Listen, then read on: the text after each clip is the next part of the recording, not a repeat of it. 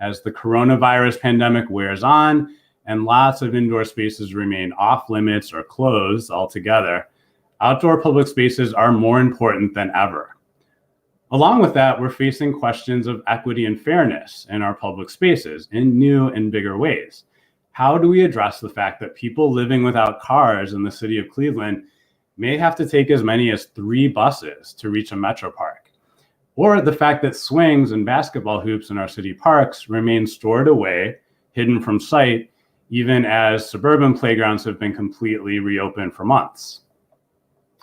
As the country re-examines inequity and structural racism in the wake of the pandemic and the deaths of George Floyd, Breonna Taylor, and others at the hands of police, we're presented with an opportunity to rethink the way we create and run parks and public spaces to attract and serve all people. So we're going to be tackling some of those questions and issues today with a really fantastic panel of local and national leaders. Joining me today are Mitchell J. Silver, Commissioner of the New York City Department of Parks and Recreation, Kimberly Smith Woodford, founder of Journey on Yonder, and Brian Zimmerman, who's the CEO of the Cleveland Metro Parks.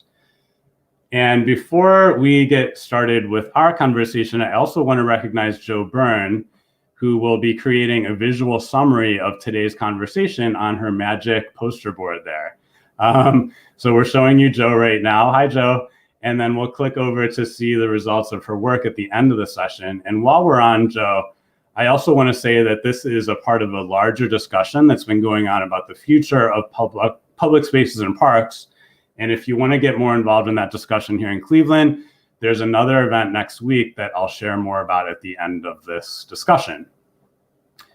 So Commissioner Silver, Kimberly, and Brian, welcome to the City Club of Cleveland. It's great to have you.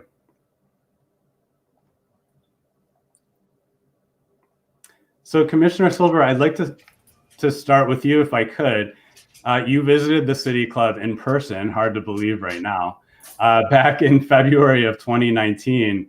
And if I could start out with a personal, how have your job, but also your life changed since then? I mean, what does quarantining look like for the New York City Parks Commissioner? Well, we were determined very early to be essential workers. And so I've been coming to work since we had to shelter in place, as well as a lot of our essential employees. And so from the very beginning, we had to very quickly ensure our parks were safe for employees and for our park users. And so believe it or not, between March and I believe July, I had probably about 6 days off. For my family, it was a struggle. They were concerned about me going to work every day because I had to come home. There was a whole regimen I had to go through, how I basically had to sanitize myself before I entered the apartment. But for staff, it was a challenge because there was so much uncertainty, so much fear. But then at the same time, there was such huge demand for our parks. I mean, think about it. Everything, any social space was closed. Bars, restaurants, malls. The only thing that was open were our parks. And so I called them our sanctuary of sanity because that's where people went to feel alive, not just for physical health, but their mental health. And so our goal and my challenge as Parks Commissioner to come to work every day and to make sure the public had a safe, beautiful space to come to, and our staff felt safe during what was the beginning of the pandemic, even up till today. So it's been tiring, it's a challenge. We had to close everything, and then we had to turn around and start opening a lot of our elements. So it has been exhausting. And then of course we had the whole Black Lives Matter evolved during that time. So I have to say it has been a bit of a challenge for all of us here at the Parks Department and a lot of New Yorkers. And you were just saying, you know, as we were getting ready for this call, that you got your 45-minute walk-in in Central Park right before we started talking. What were you seeing out there? Since we can't be in New York ourselves right now, describe the scene for us. Well, in New York City, mostly all of our parks are open. The only thing that's closed are our indoor facilities. So playgrounds, basketball parks are open, and people are out there exercising, walking. I'd have to say 90% of the people are wearing face coverings, so that's a good thing. But we also opened up our parks for outdoor learning. So today on my walk, I saw a lot of classes from high school to middle school, out there mostly for, I would say, physical exercise, that they're out there in our parks. So I just saw it all. People with strollers, people in wheelchairs, all ages walking, kids playing, running, biking, on skateboards. So Central Park is very, very active, but people are out there just enjoying the beautiful weather. And how does that contrast with the beginning of the pandemic? I mean, at the beginning of the pandemic, New York was obviously an epicenter. Were people avoiding being out in public at first, and then they gradually got back to being willing to do that? They were very hesitant coming out at first. At the beginning, we only allowed solo exercise. If you were with someone in your family, that was fine, but basically we didn't want to really see groups of people at all in the park. I think we limited up to 3 or 4 people. So we encouraged solo exercise. I was out there both on the news and leading by example about wearing a face covering. I'm a runner, so we had to really instruct our runners and bikers to wear a face covering as they huff and puff past people. But you're absolutely right. Initially, we did not see a lot of people coming out. It was March. The weather wasn't cold, but it wasn't warm. But we had to have a social distance ambassadors. We came up with this beautiful sign that physically showed you what 6 feet apart looked like. And so there was some apprehension. Should I wear a mask? Should I not wear a mask? There was such unclear information at the very beginning that people just preferred to stay inside. And then April, they started coming out. And what have you noticed in terms of the way people are using parks and public spaces at this point? Has that evolved or changed at all? It has evolved. We now allow events up to 50 people, but since there's so much pent-up demand for activities, that people are now having unpermitted events. We had one in Prospect Park for well over 3,000 people. The other part of the end of the park, there was one for 1,000 people. And these were not permitted events, but we now have people doing physical exercise, holding classes, because everything's closed, birthday parties, weddings, family events. Everyone's going to the park because it's the only thing that is open at this point. We will be opening up our restaurants for 25% capacity end of the month, but up until this point, people were using the parks for literally everything. And so you saw it throughout the summer, and it continues to this very day. So I got a chance to listen back to, your presentation last year at the City Club. And, last year, again, this was February 2019, equity was already at the top of your list of, I think your slide was called What's Next for New York City parks. And I liked that you defined equity more in sort of everyday terms as meaning fairness. For example, you said one of the things that you were doing is looking at where money was going across the city and which parks money was going to and which parks money was not going to. And trying to make sure that the parks that weren't getting investment were, starting to get more. So and that was just one example of what you were doing, but how has your thinking on equity and fairness in parks evolved or changed in the light of the coronavirus pandemic and also Black Lives Matter? Right. Well, for one, pursuing an equity agenda was certainly the right thing to do. Here in New York City, we looked at a data-driven approach to find out how we invested in our parks over 20 years. New York City invested over $6 billion in our parks over 20 years. Yet we found out about 215 parks saw little to no investment, and we thought that was not fair. To me, equity means fairness. I don't like long definitions. It means fairness. And so we felt that was not fair, that communities that needed access to quality space, and these tended to be Black and brown communities, and the mayor said it wasn't fair, I said it wasn't fair, and so we set out to fix it. COVID actually highlighted that many Black and brown communities are affected by COVID the most, yet we did not see the same access to quality space for people to go out to be healthy, either physically or mentally. And so the COVID actually exposed more of the inequity in our park system. And so we had to close playgrounds. Most of our passive parks were open at the height of COVID. And so we sought to open up streets and other public spaces so that everybody had access to walk, just to stroll, and to get out and get some exercise. So COVID has exposed, not just here in New York, but across the United States, that brown and Black communities and those that are underserved do not have the same access to passive public space where people can go out, enjoy, connect, and get healthy.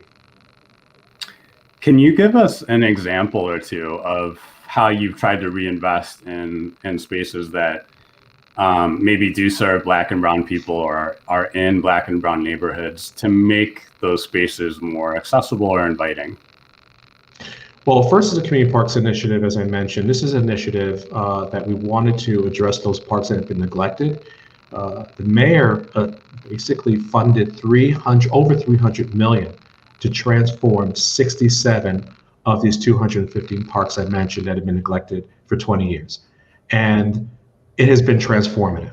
It's not just a light touch change, it was actually scraping it down to the dirt and rebuilding an entirely new park.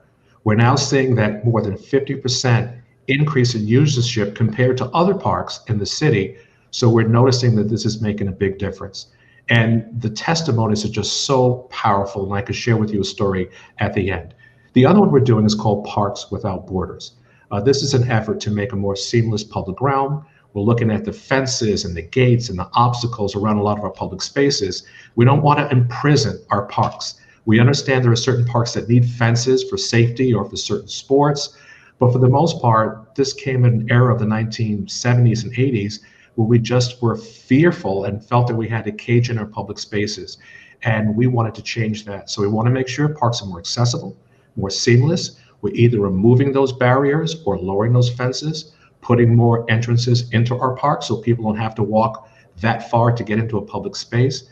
And now at Black Lives Matter, we're taking a look at how we named our parks. One in particular, our staff came up with a concept where we actually created Juneteenth Grove. And this is now a space for reflection, for protest, and we planted 19 trees, both the roots going down to our ancestors and the branches going up to those, unfortunately, that had died. And so we're trying to make sure that our spaces are inclusive for all, and I mean inclusive for all, and we really mean for all. And this is an effort that's really transforming a public space. We want to make sure our parks, which are democratic public spaces, we want it to feel that way, not a name only. We don't want to just talk the talk of equity. We want to walk the walk and show it on how we transform our park system here in New York. And then last question for you before I turn to our other panelists here.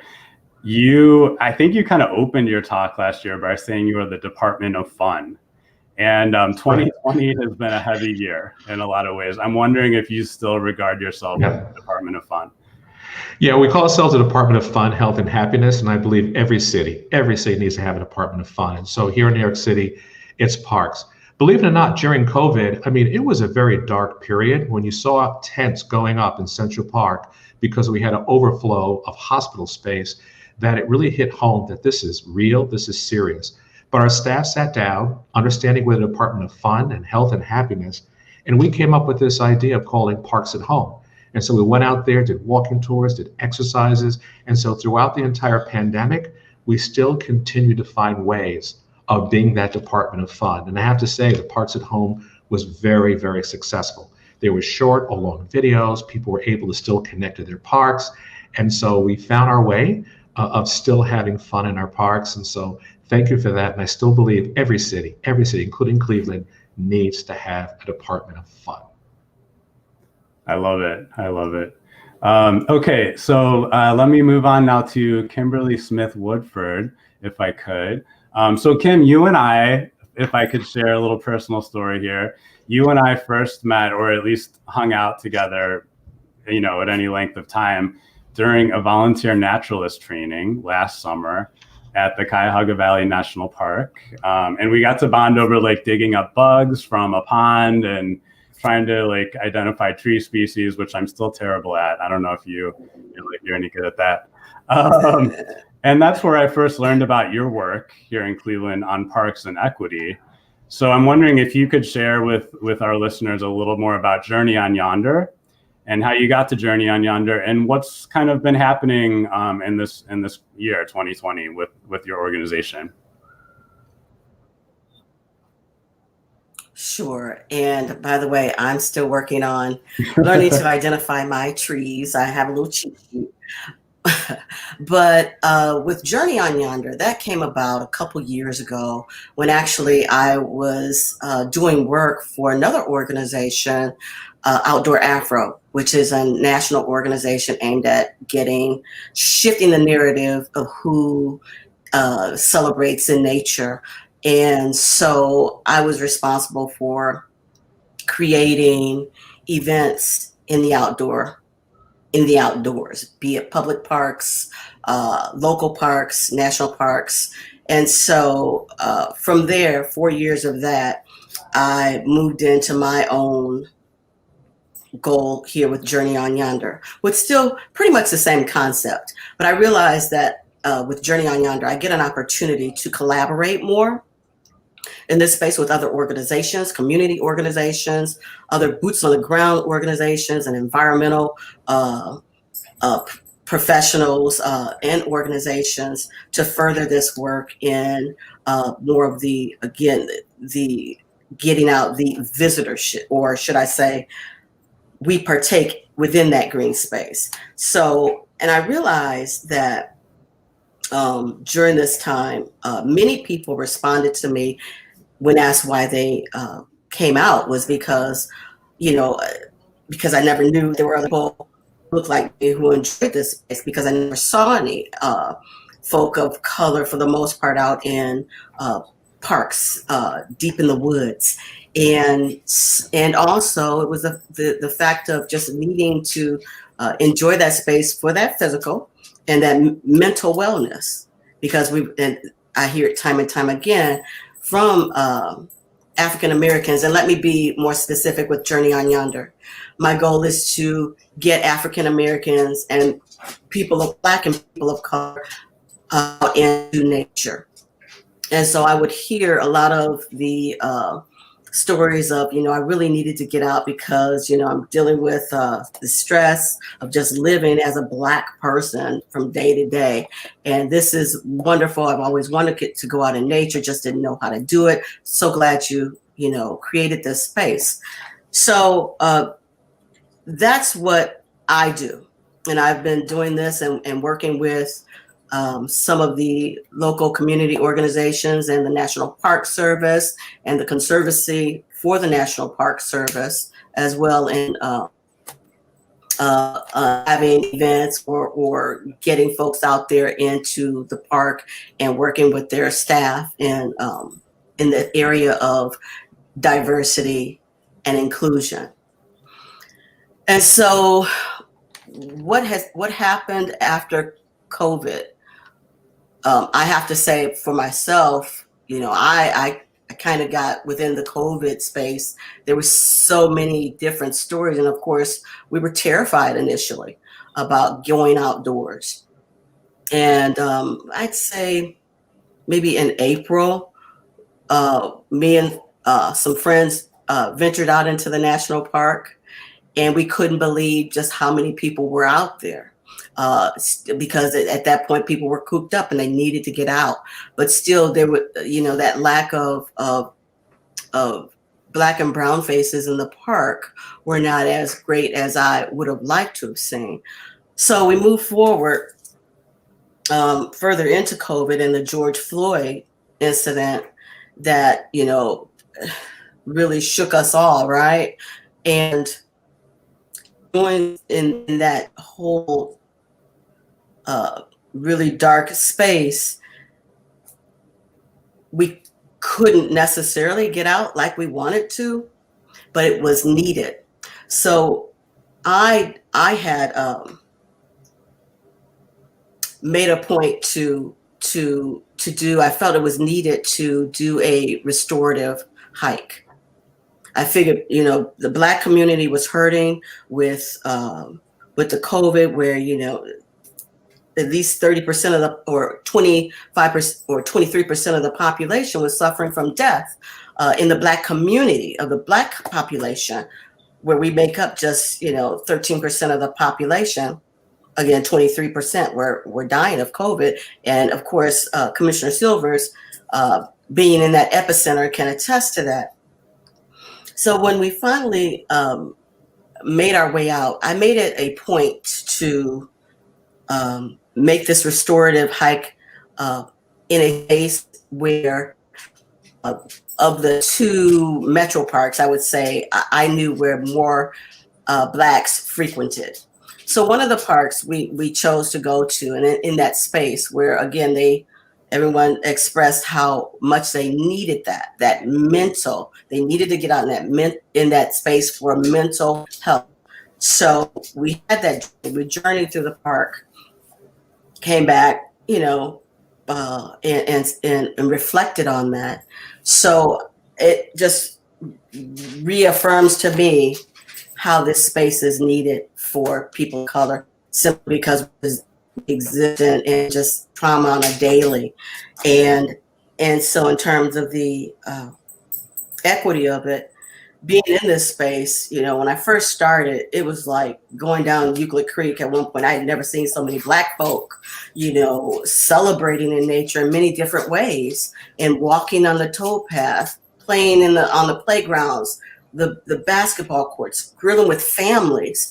And I was just amazed. Now, mind you, I grew up in a space, not in Cleveland, where we went out into nature in open fields, park fields, meadows.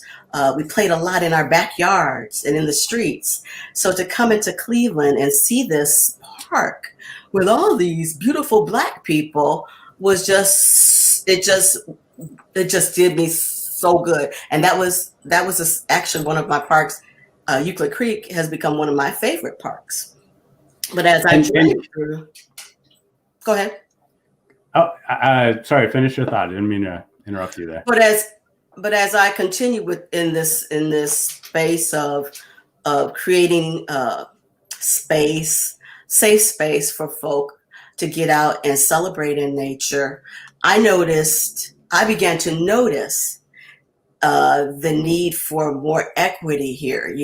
Be it with some of the amenities like nature centers, opportunities to learn more about park space, understanding that Black folk in America were stripped of their lineage and that connection to outdoor space. So, yeah, and Kim, you've talked about the importance for Black people of feeling safe in parks and outdoor spaces, and you shared with me a few stories that touch on safety, not just in terms of physical safety, but I think emotional safety too, of, how do we make sure that people of color, especially Black people, feel safe in public spaces and parks. Would you be willing to share one of those stories with us from your own personal experience? Because I think for a lot of us white folks, we're surprised to hear that Black people might, regard parks as unsafe. Oh, yes. Well, we're not monolithic again in how we celebrate nature. We like to hike, backpack, kayak, hike, ski, celebrate in all sorts of ways. But and I've heard it's been told to me the perceptions of folk, people of Black folks, in being profiled in certain spaces and parks, which makes them apprehensive to and flat out refuse to go into the woods. But during this story that I shared, while we were going through the Certified Volunteer Naturalist program, the particular topic that day was on fungus and mushrooms and the different mushrooms that you have throughout green space. And during that time I had to step out, but coming back in, the instructor was at one point speaking of mushrooms, and it's not like he made a comment and saying that it's not like the hallucinogenic type or the kind you'll find, that someone might sell down on MLK. And I thought that was a little disturbing, because why would you say, out of all streets in America, MLK? Because that's for folks who don't know, MLK runs through the Glenville neighborhood, which is a predominantly Black neighborhood in Cleveland. Yes. So I found that to be a little disturbing, and that micro aggression that was made there. He uh, that was disturbing, and that's sort of those, he pushed that narrative of, blacks and drug dealers, and that's not always true. So those are things that you face, and me being the only black person within that cohort, he said that. So that was pretty disturbing. Yeah. But Okay. Thanks it's one of for those scenarios that my story isn't special. It's something that many blacks face on a regular. Okay, Brian Zimmerman, we got a chance to catch up a bit before this panel, and you were telling me some really striking figures about usership in the Cleveland metro parks. And I wanted to ask you about that and then move on to your views on equity. But you mentioned that in 2020, the metro parks have been seeing in some cases an increase of 100% in park usage in some of the reservations. And you said that a big part of that increase has been new users to the parks. So I'm curious, what are you hearing from those new users in terms of why they're seeking out parks? But how are you also seeing people use parks now?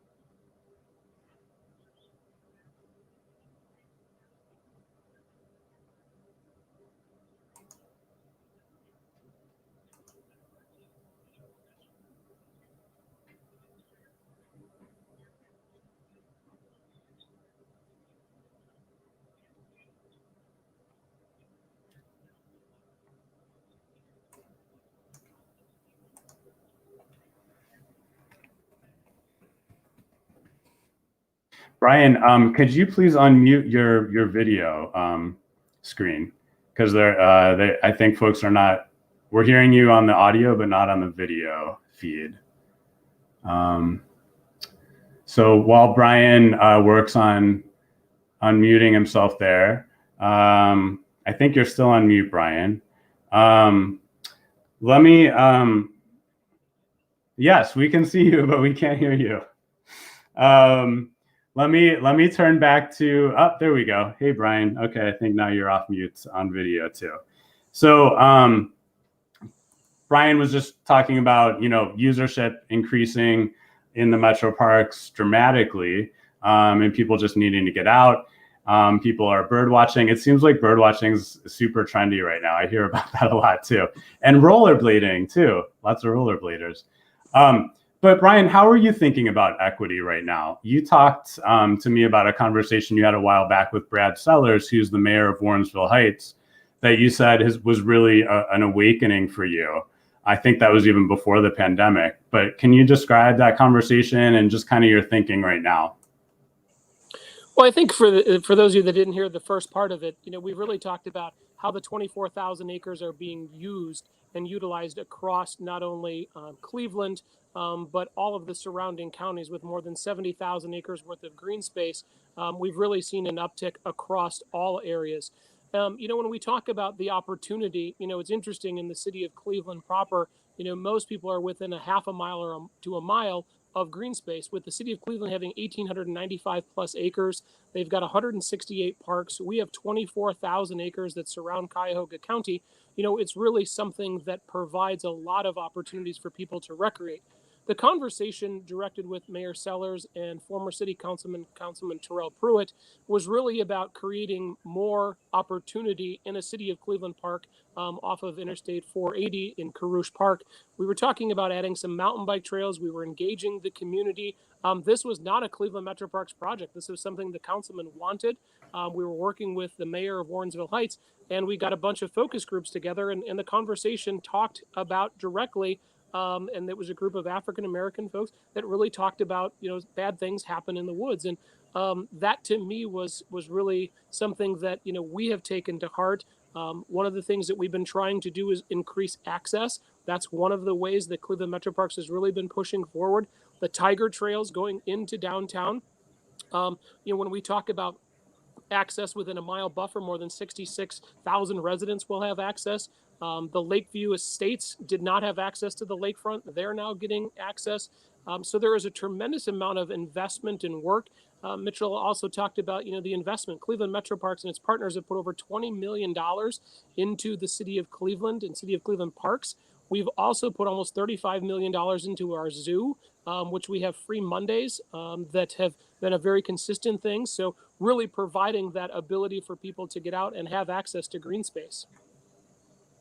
What's the one thing that you would do to really invite people of color more into spaces? So you're talking a lot about adding new spaces, which I think is great. But what about inviting people into the spaces in new ways? I think I can point back to a program that's actually been going on since late 1999, 2000, Youth Outdoors. We've seen more than 15,000 young people go through our Youth Outdoors program, which is partnered with Ohio State 4-H, which is Head, Heart, Hands, and Health, Cleveland Metro Parks, the City of Cleveland. We've served more than 23 different city centers.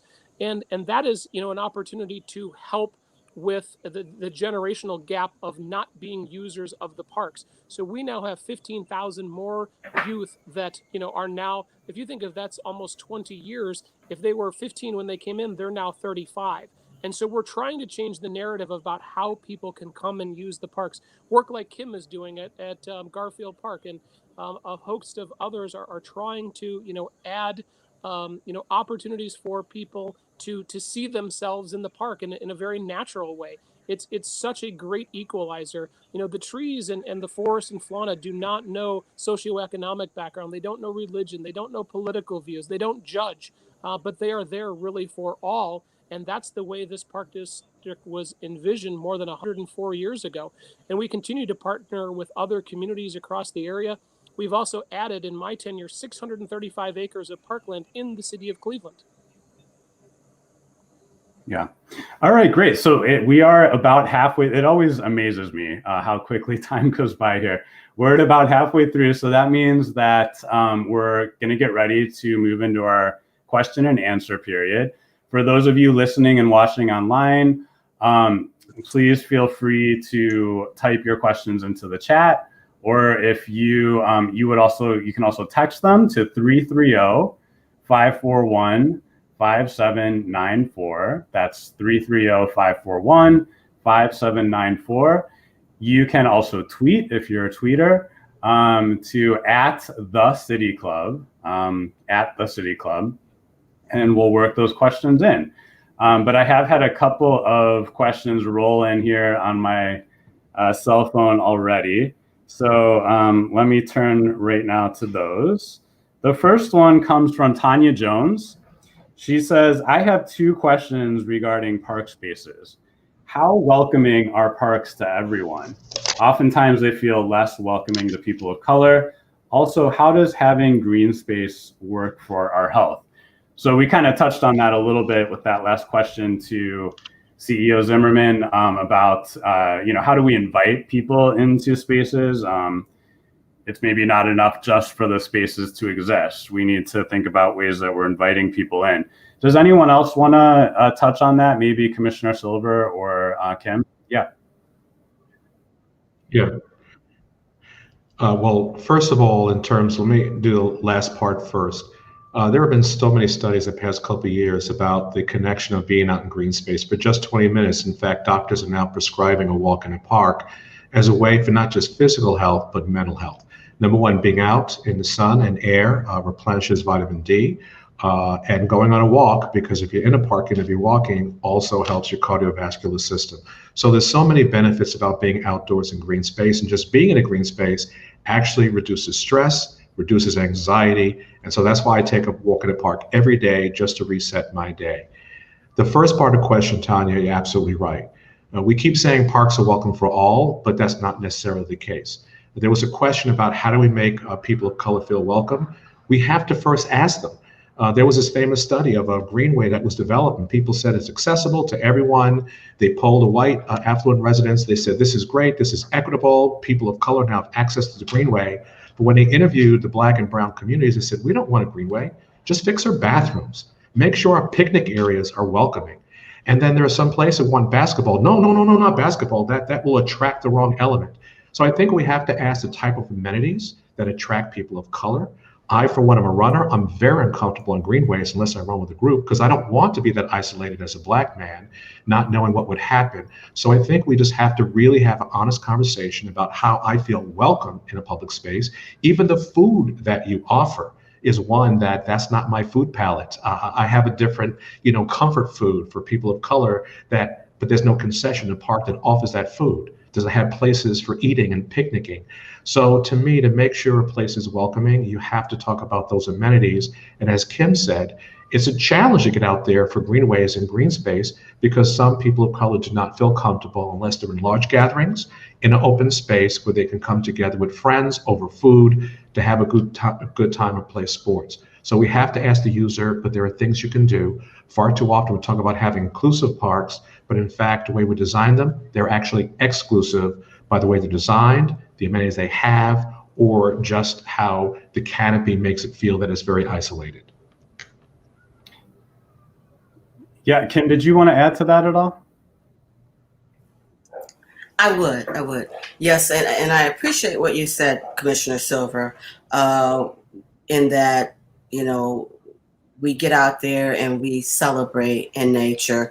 And to go back to a comment, I think Brian said that our trees don't know what color you are or your socioeconomic background.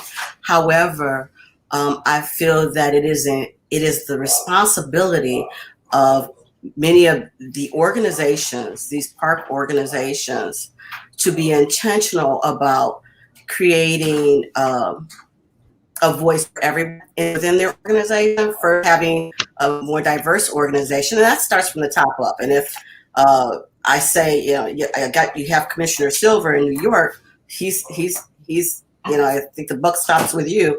But we have commissioners here in one of our metro parks. And I think that, creating diversity from that level, that high level down through the organization, so that you can bring in the voices that know the community, who can speak to, although we need to be very careful not to tokenize, but to hear what they're saying. The Black and brown folks within the organization, and creating perhaps the programming, the volunteers, the donor sources for that matter, and things and creating, having a say in helping their colleagues to understand what might be happening, why you think Black folks aren't coming out into the space like you thought they would, or why Black folks don't want to go or are hesitant to go into the woods because they can't celebrate a moment of looking, of viewing and enjoying the lakefront without fear of being, questioned by the police for doing nothing but only enjoying the lakefront. So I think there's work to be done within these organizations, and as far as in helping to understand what Black and brown people want while they enjoy nature. So Great. And Brian, and you'll have to unmute yourself here before you answer this one. We also got a question. What does Metro Park usership currently look like? What are the demographics? The increase in total users is great, but are folks still left out? And this questioner also wanted to know what happened to the crux Park project. Well, I can answer the last part first. The councilman at the time changed, and the project essentially died. It was designed to put hiking trails, mountain biking trails, shared use trails in an area that had not seen that type of improvement before. Again, this was a city of Cleveland-driven initiative, as well as Warrensville Heights, and it kind of died off. As far as demographics go, Cleveland Metro Parks again has 24,000 acres, and I just want to be very, very transparent here. We are not the only provider of green space here in Cuyahoga County. There is 60 municipalities. Again, the city of Cleveland alone has 168 parks, 1,895 acres. Cleveland Metro Parks has just shy of 1,600 acres in the city of Cleveland. And so there is a tremendous amount of entities providing, green space in diverse communities. Most recently, Cleveland Metro Parks just picked up a parcel of land, Dunham Park, in the city of Maple Heights, an underserved community, a community that had not been served by the Metro Parks before. And so we've seen some very nice increases across the board there. Parks are really across the board. When you look at Edgewater Park as an example, the amount of diversity has increased, in so many different ways between 2013 and 2020, with Cleveland Metro Parks taking it over, having the concert series not only there, Edgewater Live, but Euclid Beach Live, being able to handle those types of different activities in two different types of parks. We have really worked to increase, the numbers across the areas. Okay. Yeah, I live right by Edgewater Park, and I can definitely attest to just the explosion in overall usage. I mean, there actually have been times when I haven't necessarily felt safe going down there just because it seems so crowded, and I know you've had to close it a couple of times during the pandemic. Yes, we worked with the city of Cleveland. They basically said, if you don't do something about the mass crowds, we will shut you down. And, that created some challenges in the neighborhoods as well. We have worked very hard. Our West Side trails are a lot more connected. One of the interesting trail connections that we're working on is the Slavic Village Trail Connector. It hits 71% of low-income population, 22% with less than a high school education, 54% Black or African American, and 5% Hispanic. So we are working at trying to create more trail opportunities. That would then connect to Washington Park Reservation, our golf learning facility. It then connects back through Ohio and Erie Canal. And then what does it connect to? It connects to the towpath that takes us all the way through downtown into the city of Cleveland, and then to arguably our greatest asset, Lake Erie. Okay, great. And a question, let me just give you folks the phone number again in case they want to text us questions. It's 330-541-5794. That's 330-541-5794. We had a question come in too, and maybe I'll toss this first to Commissioner Silver about policing in parks. How do we deal with policing in parks? We want people to feel welcome. Police have certain connotations or associations among certain folks, especially Black folks. How do we handle policing in parks? Well, in New York City, we have our New York NYPD, and we also have our Parks Enforcement Patrol. So we have roughly about 300 park police, so to speak, that work directly for me for the Parks Department.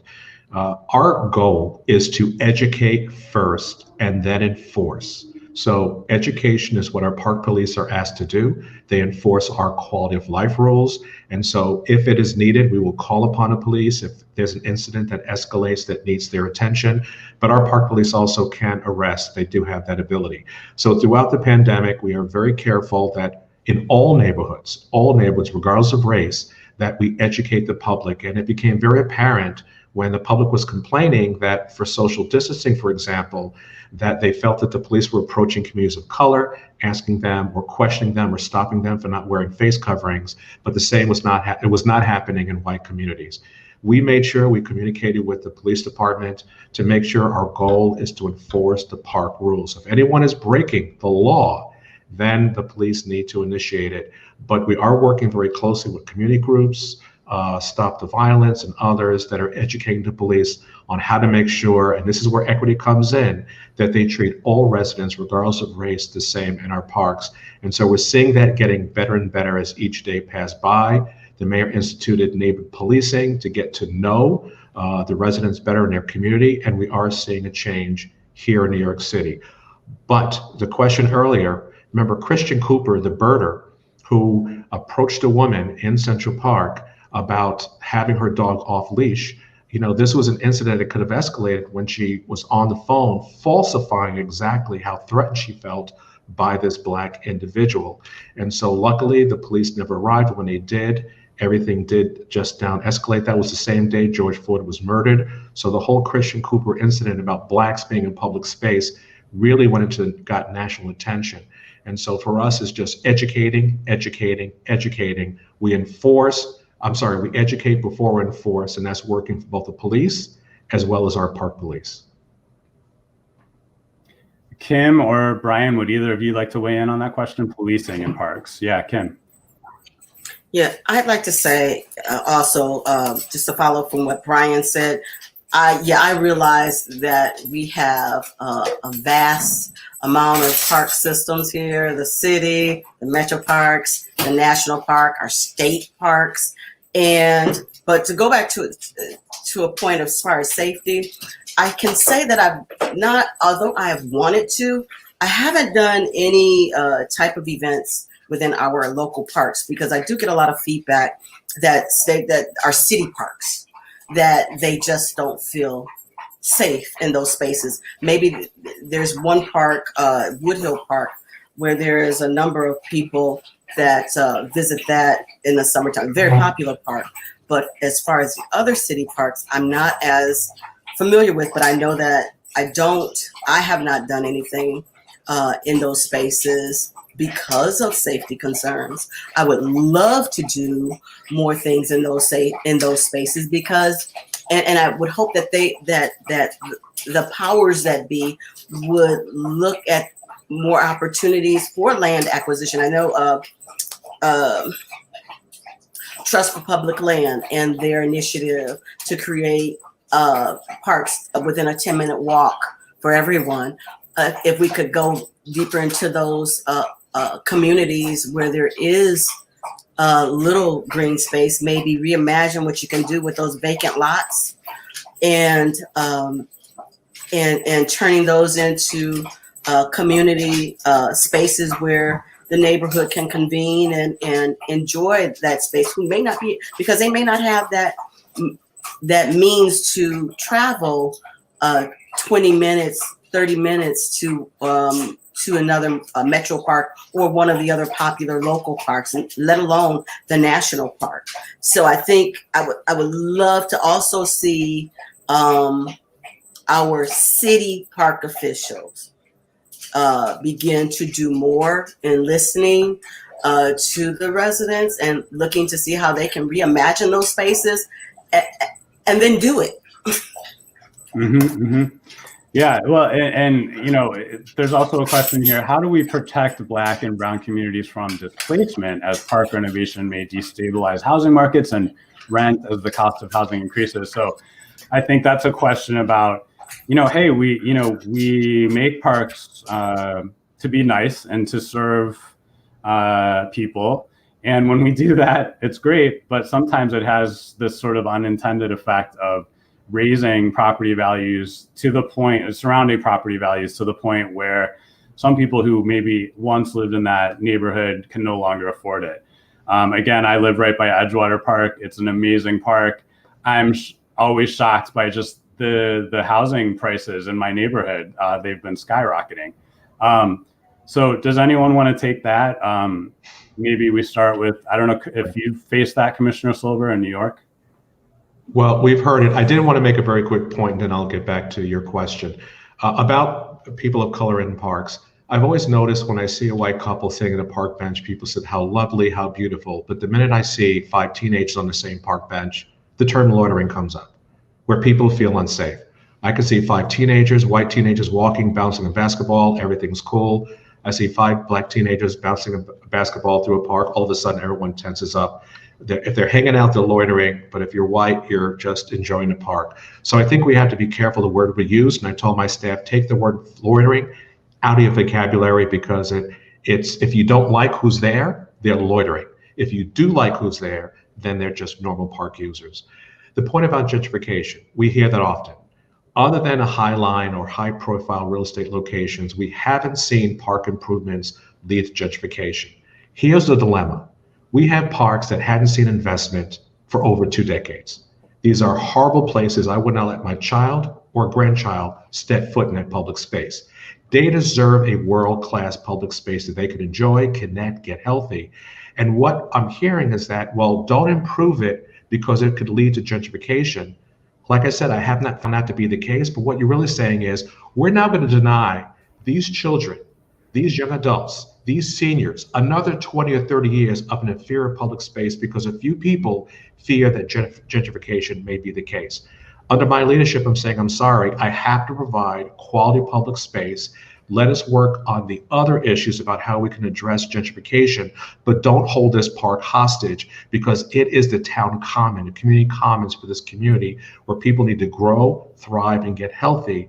And so that's what we've dealt here in New York. We went ahead and renovated 700 capital projects tonight since I've been here, and I have not seen those projects lead to gentrification, unless it's a high line or a park located in a very, very high profile or in a very upscale location. What makes the High Line different, Commissioner? Why did that? Because there was nothing around it. I mean, basically it was a meatpacking district. It was underutilized land. And when that investment went in of about, I think roughly about $200 million, it generated $3 billion in real estate value. There was public housing nearby, and there was some middle-class housing. And so there was intense pressure that as the High Line was developed, you had all these architects that wanted to put a building next to it, increase value, and then this tension between the High Line, the high-value real estate, and the public housing, that whole section of Chelsea started to transform. But basically, there wasn't much there. It was just an industrial abandoned railroad that was transformed into this amazing vertical park that just set off a chain reaction where land values, meatpacking, industrial, was transformed overnight and then had a ripple effect with the surrounding neighborhoods. Okay. We have time for about one more question, and we've got some great ones on here. Let's talk about friends groups, and maybe I'll since we haven't heard from Brian here in a minute, maybe I'll ask Brian to start out with this one. And Commissioner Silver, you talked about this a lot in your talk last year, the importance of friends groups. You really talked a lot about how we need to think about parks in terms of care, not maintenance. And I think part of what I heard you saying was that friends groups are a great way to care for a park, not just maintain it. Brian, what's anything in terms of friends groups here in Cleveland caring for metro parks or public spaces? What I can say is that, again, the delineation to what, Mitchell Silver's talking about is he's talking about a city-centric park system. We're a metropolitan park district that serves, 48 diverse communities across Cuyahoga County. We own land in the 5 surrounding counties. So it's very different than your neighborhood park and the density that Commissioner Silver is talking about. When I was in Milwaukee County, we had friends groups that really surrounded the 156 parks in the city of Milwaukee. And they were godsends, and they were also very challenging at times, because most times they had memories of what the park looked like 30 and 40 years ago, when the park's budget at the time was about $100 million. And at the time that they were trying to regenerate some of these parks, the park's budget was down to $40 million, and they still wanted the $100 million type of atmosphere in the park. The demographics had changed. They had a splash pad, they had a pool, they had a rec center, they had a small little track, a walking track. Metro Parks here is so different. We have so many different volunteers between the thousands of plus volunteers that volunteer at Cleveland Metro Parks Zoo. We have over 4,500 volunteers, and so many different community groups like Key Bank, Swage Lock. We have so many different companies that give hours to the park. It's a very different dynamic than a friends group adopting a certain area in a certain set of logistics boundaries. Because we are so spread out. I mean, from Detroit Avenue all the way to the towpath is 32 plus linear miles worth of park that spawn out into lots of different neighborhoods. So the types of friends that we have are really through our volunteers and our corporate support. Okay, great. We probably have like 1 minute left here. Is there, Kim or Mitchell, is there anything that's your heart is beating to say one final thing before we wrap this up? I do want to underscore what you said about care versus maintenance. Maintenance is a checklist. Care comes from the heart. And so we're very delighted that we have so many friends groups helping us out, particularly now during our budget cuts. First, we had COVID, Black Lives Matter, and then we were hit with huge revenue shortfalls. People love their parks so much. We have over 600 friends groups coming on weekends to help clean our parks, help with programming at a social distance. And so I'd have to say that they're invaluable partners in this effort. And it's something I truly believe in. As I said during the speech last year, I have a 22-year-old daughter. When I raised her, I didn't maintain her. I cared for her. And it comes from a different part of the soul. And it's something we have to understand when we care for our parks. It's caring, not just maintenance.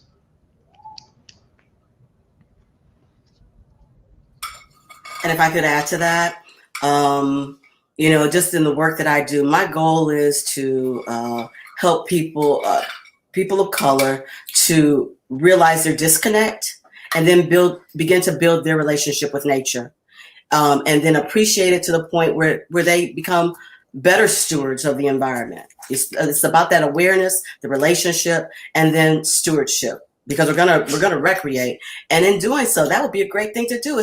Because I don't know about the number of Black friends group or brown friends group, but it sure would be nice to be able to know that if we can all work together and make everyone feel welcome in these green spaces, we could create these diverse friends groups that will do nothing but, again, care and nurture these spaces that we love and we need. Awesome point to end on. I definitely want to join a friends group. I'm inspired here. So I want to thank our panelists all so much. This is, again, these hours are the fastest hours. That's about all the time we have.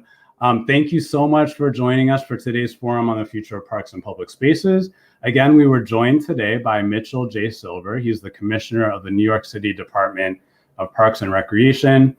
We had Kimberly Smith Woodford, the founder of Journey on Yonder, and Brian Zimmerman, who's the CEO of the Cleveland Metro Parks. We were also joined by Joe Byrne, I promised this at the top of the hour, who created a visual representation of today's conversation. We're gonna flash to that right now. Okay, everyone can read that whole thing, right, in 10 seconds? But don't worry, we'll find a way to post that somewhere. And if you'd like to join another conversation on this topic or keep talking about this topic, I want to encourage you to go to the website for Neighbor Up Cleveland.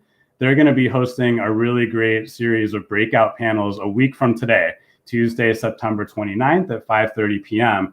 And you can learn more about that on their website at neighborupcle.org/public space. Special thanks to our community partners, the Black Environmental Leaders, the Cleveland Foundation, Land Studio, Neighborhood Connections, Philanthropy Ohio, and the Trust for Public Land. We really appreciate your support and partnership.